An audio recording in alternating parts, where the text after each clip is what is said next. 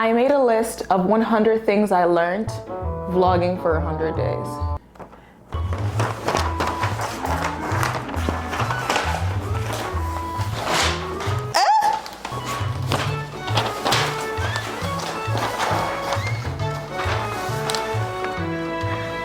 So we're gonna talk about it! Okay, let's get this out of the way.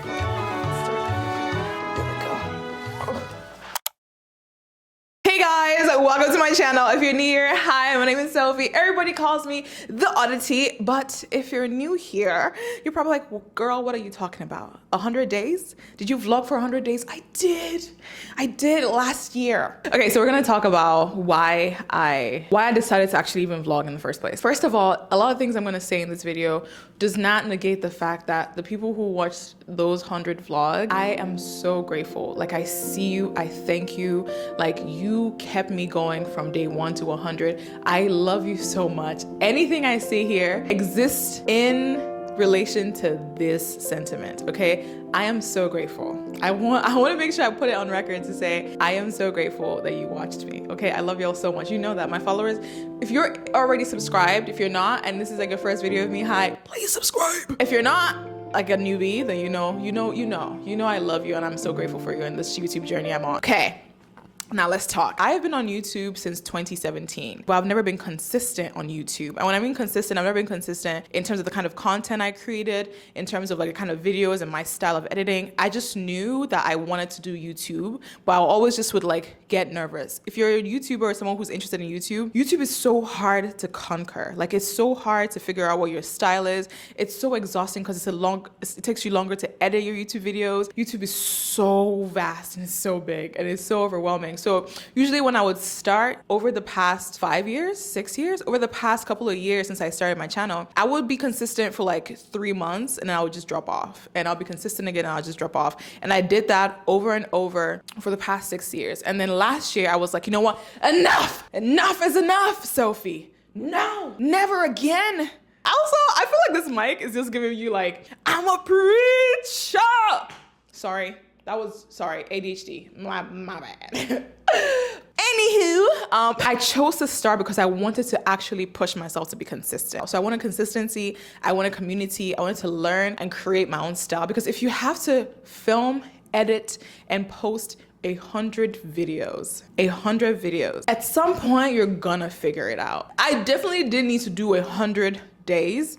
However, I don't know if you guys know Casey Neistat. He vlogged every day for 800 days. And I remember watching Casey and thinking, I think I can do that.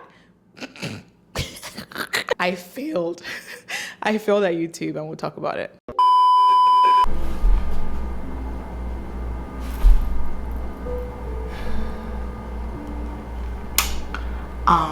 I was editing this video, this beautiful video. And while I was editing it, because in true YouTube fashion, the entire clip was blurred. So everything I recorded, take 2.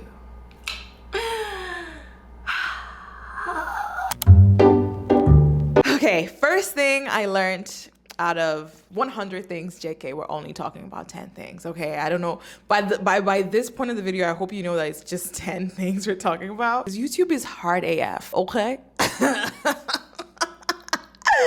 Some of you might be saying, Sophie, duh, we know that. Do you guys know that? Because I think I underestimated how hard it was. YouTube is a full-time job. Like, people who do YouTube channels, they will tell you how much work they put in. So here I am waltzing into, oh, I can do 100 videos in 100 days. I'm thinking, oh yeah, it's like short form content. Like, you just create, you edit, and you post. No, baby. Just thinking about titles, about thumbnails, about the algorithm, about the niche, about the value, all that stuff is so much work. It makes sense why people make careers off of YouTube. Like, it makes sense that people have families dependent on YouTube and the source of income is their YouTube channel because of how much work goes into the platform. And I think, of course, I knew it before I entered or I got into the 100 days. I think it was very clear during 100 days that nothing else mattered. And I like to think that I can do everything. That might be something personal that I have to work on in therapy, but I like to think, oh, I can conquer everything. So at that point when I was doing 100 days, I was also posting consistently on Instagram, on TikTok, and other short form platforms, not only on YouTube. So because of that, it was super hard to get past it. So the first thing I learned was YouTube is hard AF, okay? Second thing I learned is quality over quantity any freaking day. I'm gonna say that again. Quality over quantity any freaking day. That's why I kind of say I failed at vlogging 100 days. I did finish and I got to the 100-day mark. I did not take the time to make sure that each video I created was quality. At some point, the first 10 videos I could say like, oh, I thought about it, I created, it was fine. But I think after number 10, I just was creating. And I mentioned Casey Neistat in my intro. When Casey was creating, every single video was so well thought out and so well edited and filmed, and they were all short. And when you see it, you're like, oh, this is not hard at all to reproduce. But the issue is that it is. And it's not because, oh, it takes you 50 years to edit it. No, it's the intention that has to come behind each upload. I did not do that. And that's why I think I failed. At every step of the way, every time before a video went out, I should have asked myself, what value is this video providing? And how am I documenting? How am I telling a story? How can I make this video better? But because I was just thinking, I need to post 20, 25, 40, 45, number 47. I need to just post so I can fail. At some point, my community, my subscribers were telling me, Sophie, you're okay. Like, we enjoy your videos. Just keep going, enjoy, take your time. And I was putting unnecessary pressure on myself to do better. And now I think because I'm not doing 100 days anymore, I'm just uploading regularly. I've learned consistency, but I've also learned the importance of quality. And every YouTube video requires you to be very intentional about your title, about your thumbnail, about what story and what value you're producing with each upload. Your girl learned that the hard way. Didn't have to take me 100 videos, but it did. The next thing I learned is analytics matter, but also ignore analytics.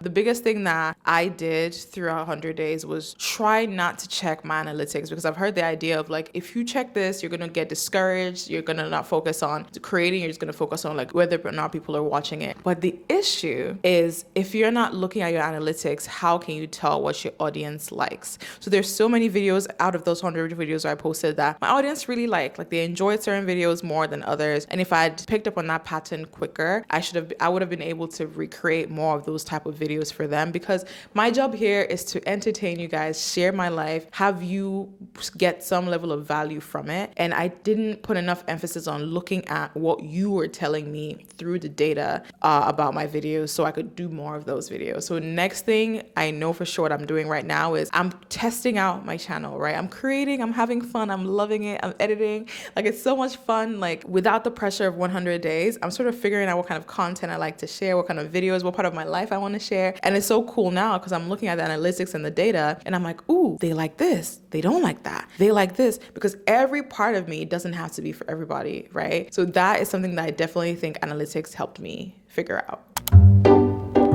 Number 4, short form is king. In fact, short form is Scar and long form is Mufasa.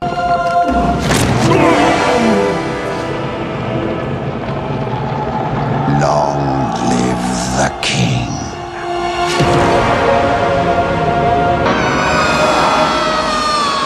Because shorts is what got me all the subscribers that I have currently. So when I first started vlogging for 100 days, at that point, I think I had about 34,000 subscribers that I had growing over the past 4 years.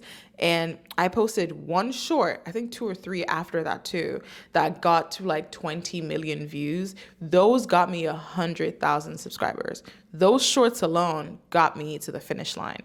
Now, the key though, or the caveat to that, is short form content will give you virality, might give you numbers in terms of subscriber growth. Long form content, on the other hand, gives you community. I built such a strong community from posting every day for 100 days. Like, I cannot tell you how many comments I get today about, Sophie, we missed you. 100 days felt like I was going with you on this journey. We loved you for it. That was special. And I don't think I could recreate that. If not for the 100 days, I don't think I would have been able to see the stark, clear difference of short form versus long form content.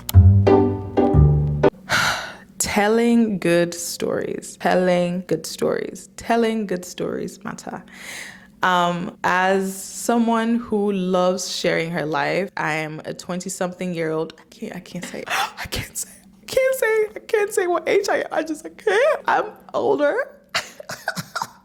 As someone who's enjoying documenting her life and showing you all like the real like behind the scenes of my life and the things I'm going through and dealing with, and just like sharing my journey with you on here. I don't know, I'm smiling when I say that. I love documenting. So Sophie always has her camera. I'm always communicating. I'm always talking. But the thing that has taken me a long time to learn is how to tell a story.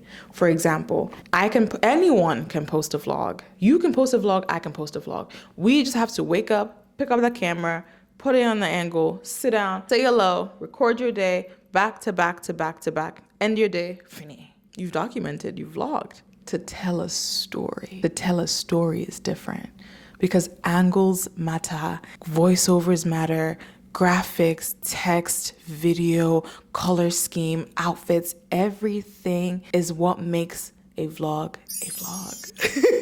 So now for my videos, I don't know if you've noticed, if you're new here, join the family and notice everything I'm trying to do here. I'm telling stories a bit cooler now. I'm enjoying the ride. I'm enjoying how the stories are being told. And I think it's fun. So storytelling is important. And I think that's the biggest thing I learned. And my last vlog was when I realized the importance of storytelling. My last couple of vlogs, because I got so tired of just repetitively recording that when I started telling those stories, even my community was bought in. Another thing I learned is vlogs are important to keep your community, and people always talk about how vlogs are dead. Vlogs are not dead. Value-based content versus vlogging, right? Documenting and storytelling. And a lot of what I have is I have my second channel, shameless plug.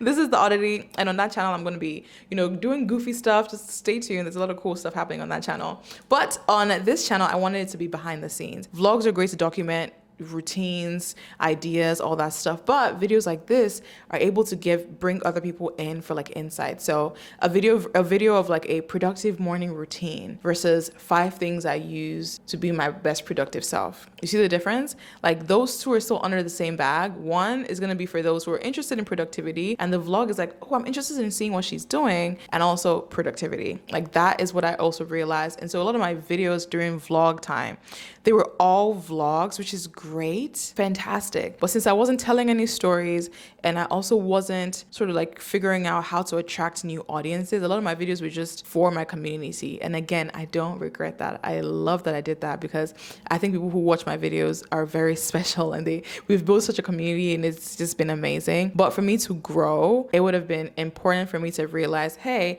what if I had done like speaking things on like things I'm knowledgeable about, things I'm passionate about. I love running. I love trying new things. I love dancing. I love productivity. I love music. There's so many other sort of content I could have created within those 100 days. That was the time that I could have done more. Like I could have tried to do so much more with those videos because I had 100 videos, right? And I ended up getting into the silo of just recording my day, editing it, and posting it rather than actually trying to be innovative. At some point, I did something cool, which is called a living jar, because I just got so bored of just staying at home and doing videos, and I didn't want any video to be the same. Ideally, for YouTube content, 75% should be vlogs for like a vlog channel, and then the 25%, now we know in math, and then the 25% can be, sorry, baby. And then the 25% can be whatever I want it to be. It can be advice videos, it can be chit chat, get ready with me's, it can be me just holding a mic because I really think I'm channeling my inner, like host. Yeah, anyways, so there's that. All right, another thing I learned is gear does not matter. It doesn't matter if you have the fanciest Sony G7X VT Ju WXYZ. It doesn't matter if you have the Samsung Galaxy S59. It doesn't matter if you have a freaking iPhone 20 Plus. It doesn't matter. What matters is storytelling. So gear, just throw that away. Gear does not matter. I have so many people who comment, oh my God, Sophie, like what camera do you use? I need to get the exact camera to make, no, you don't. You don't. Gear doesn't matter, okay? It doesn't matter. Just doesn't matter. It doesn't matter. Another thing I learned, or I don't know if this is like me learning, but I should have made more friends. or I should have brought more people into my videos. I think social media can be such an isolating space and career, especially YouTube, but there's so many YouTubers. So I should have reached out to more YouTubers to just ask them how they do it, like how they survive. How is it easy or hard, or what are those things that they use to help them be better? And I think that was one thing I definitely should have done better, because I also, first of all, I live alone and I want more friends, and I just should have used the opportunity to invite more friends into the vlogging space to again tell more stories. Now in my videos, I want to try to be better at, bridging that gap, finding other creators in New York City, finding creators abroad. Just finding other creators to also like interact with my channel, because that would also boost not only like their audience to see me, but also me seeing their audience, and also me just learning from them about how they're figuring out life as creators. Burnout is real. One of the last things I learned is burnout is so real. At the end of 100 days, your girl was tired. I was burnt out. I was unhappy. I was exhausted. No amount of great comments telling me, Sophie, you got this, keep going, would have kept me sane. I just wanted to finish. And I think everything I just said from number 1 to number 9 now was the reason why burnout was inevitable. Like there was no way I could continue past 100 days, because I did not set myself up for success at the beginning of the challenge anyways. Now, if I was gonna do 100 days again, I would be very intentional about the kind of videos I want to create. It would have just made me feel a lot more sane. And because everything was just all over the place, I think burnout was inevitable and it was exhausting. So I learned the reality of burnout, okay? And it was not fun. But after that, I took a break, and I think that break was, I don't know if you can tell, but if you're not new here, you can tell that I'm feeling more rested. I'm feeling excited for the year. I'm feeling great about content. So, yeah. And last thing is enjoy creating. I learned that to truly flourish on YouTube, and I just across social media in general, you have to enjoy what you do. Like I truly love talking. I don't know if you can tell.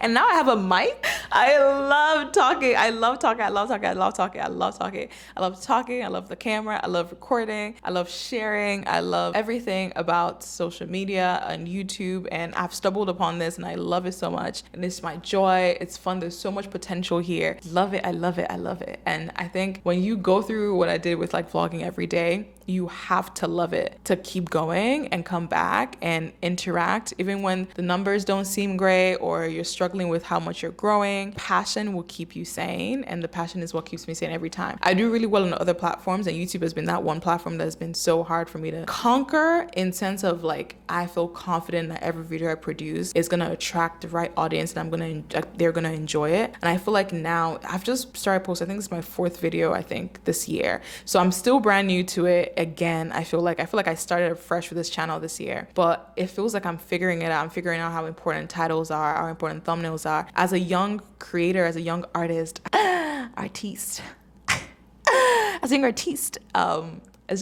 it's fun to just create and have fun. You know what I mean? It's fun to just figure things out, right? And document and see how the audience likes it, how people like it. So I'm really grateful and I'm really excited that creating found me and I found it, and I'm really passionate about it, because I think things like 100 days of vlogs, things like talking to a video like this, they changed my perspective. Like past Sophie would have been so upset that the video I shot this afternoon didn't work out. I would have been heartbroken, because I actually said a lot of great stuff, honestly. And as I sit here and I record this video, this is much better than what I recorded. Right now, this video, I think I said nonsense earlier this afternoon. I feel like that was just bad. Like now I'm like, dang, I'm saying some really good shit here. I'm like, what was I saying earlier? Because those videos, I'm like, I don't know. It's pretty cool to like see how I'm growing and how I'm excited for like creating and having fun and documenting. So yeah, I just enjoy it, and I learned that it's important to enjoy it to do what we do. So that's it, guys. Those are the 10, aka 100 things I learned during 100 days of daily vlogs. If you want to catch up on any of the vlogs, I have a whole playlist on my channel. I'm going to link it in the description, but also it's on my channel. And if you're an OG Odd fam, you're like Sophie, comment down below and be like, you're an OG Odd fam, and tell me what your favorite video was for the 100 days of vlogs, whether you liked it and whether you think I should do it again this year. Because I'm contemplating it, but I'm not sure, because I feel like now I'm like a whole YouTuber. Like I've been a YouTuber before, but now look at, see the mic, you can see excuse me. So That's all. I love you guys so much. Thank you for watching, and I will see you in my next video. And don't forget to like, comment, and subscribe. I want to see those comments from the OG fam or from the newbie. If you're watching this and you found me from search on YouTube, let me know in the comments. I love you so much. Wow, this is a really good video. I am a whole YouTuber. I need to look serious. Great job, Sophie. You were gonna let that thing make you sad. Ooh. Okay. I also need to go poop. I ate a lot of nonsense the other day. 100 things I learned. La la la la la la la. Do re mi fa sol la ti do. I wanna be a you. I wanna be a you. I wanna be a YouTuber.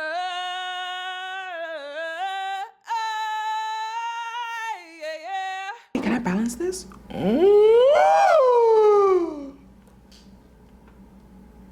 This, Jesus. I should clean this up. Okay. Wait, period. Wait.